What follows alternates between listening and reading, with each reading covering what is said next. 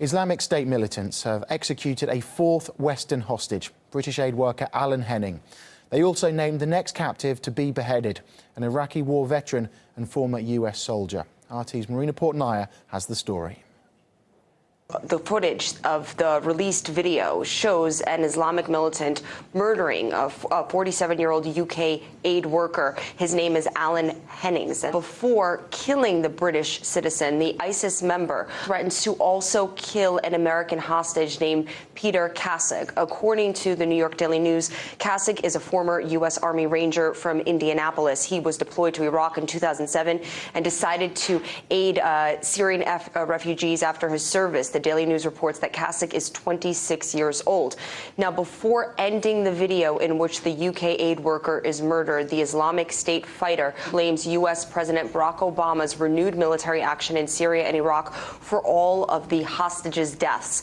Henning is now the fourth Westerner known to be beheaded by the Islamic State. And just a few days ago, on Tuesday, September 30th, Alan Henning's wife made a video pleading for her husband's life.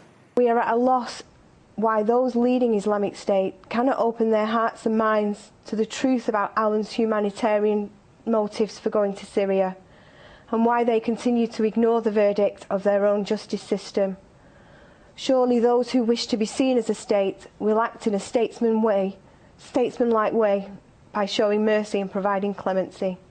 I ask again, supported by the voices across the world, for Islamic State to spare Alan's life. In addition to Henning, other victims by ISIS include one other British aid worker and two American journalists. An ISIS-linked group in Algeria also beheaded a French tourist last week. As all heads of state were here in New York for the UN General Assembly debate, where defeating a terrorist group remained the center of attention.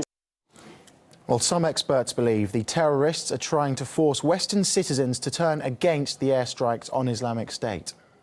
They want to send more messages to the international community to intimidate the leaders of the international community, because they know that a wide coalition is forming against them.